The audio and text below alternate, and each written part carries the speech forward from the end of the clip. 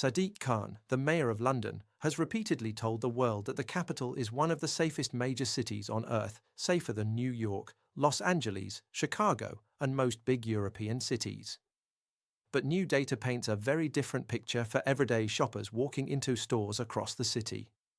Today we unpack this apparent contradiction, rising retail theft, public perceptions, official statistics, and what it means for Londoners. Let's get into it. A new survey highlighted in today's Telegraph and Yahoo News reports that London ranks joint worst in the UK for shoplifting experiences from a customer's point of view. Shoppers in the capital are among the most likely to say they've personally witnessed shoplifting or been directly affected by it while out shopping. London tied at the top or bottom, depending on how you look at it, with the West Midlands region for the highest proportion of people reporting these incidents. This isn't just about raw police-recorded numbers, it's about what ordinary people see and feel when they're in high street stores, supermarkets, or department shops.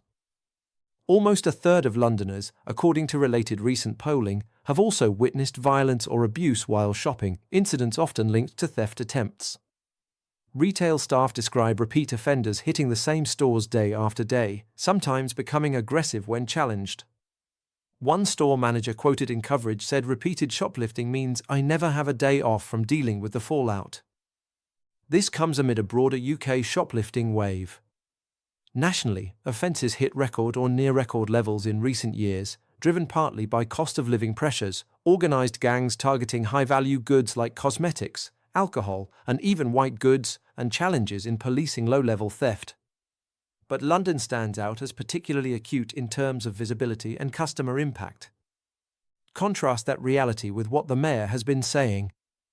In statements this year, repeated in interviews and articles, Sir Sadiq Khan described London as one of the safest major cities globally.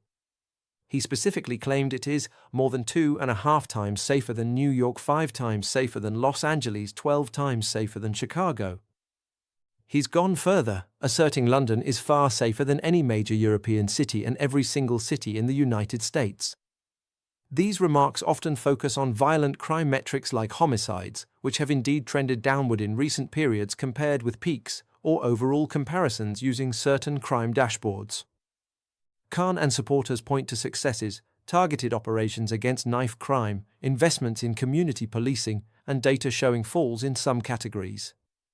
The Metropolitan Police, with City Hall backing, have run crackdowns on shoplifting, emphasizing that it isn't a victimless crime and costs businesses, jobs, and communities. In one post from late 2025, the Mayor's office highlighted efforts to bring offenders to justice and keep Londoners safe. But critics, and there are many, argue these claims cherry-pick data. They highlight that overall crime experiences, especially non-violent but highly visible offences like shoplifting, tell a different story. When people talk about feeling safe, they're not just thinking about murder rates, they're thinking about walking into a shop and seeing goods being stolen openly, or worrying about confrontation. So why the gap between safest city in the world rhetoric and shoppers feeling besieged? Several factors are at play.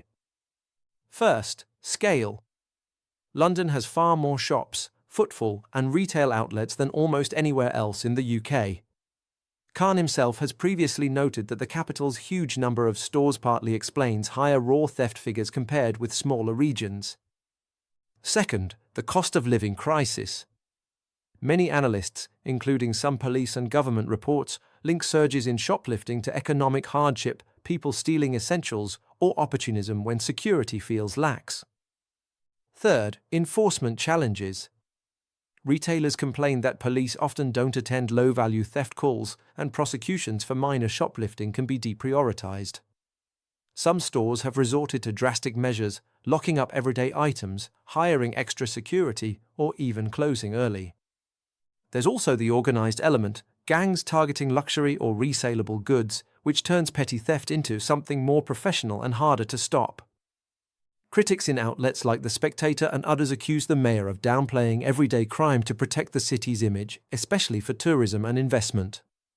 They point to earlier comments where Khan attributed surges partly to poverty rather than policing failures, drawing backlash for appearing sympathetic to offenders. What does all this mean? For Londoners, it fuels a sense that official safety stats don't match lived experience. Violent crime may be down in some areas, but the theft epidemic makes high streets feel less secure. Businesses lose billions annually to shrinkage, passing costs on to consumers or cutting jobs. For the mayor, it's a political headache. Claims of being the safest city invite scrutiny when headlines scream for joint worst for a visible crime. Fact checks of his broader comparisons have appeared in papers like the Daily Express, questioning whether they rely on selective or self-reported data. Ultimately, safety isn't just one number.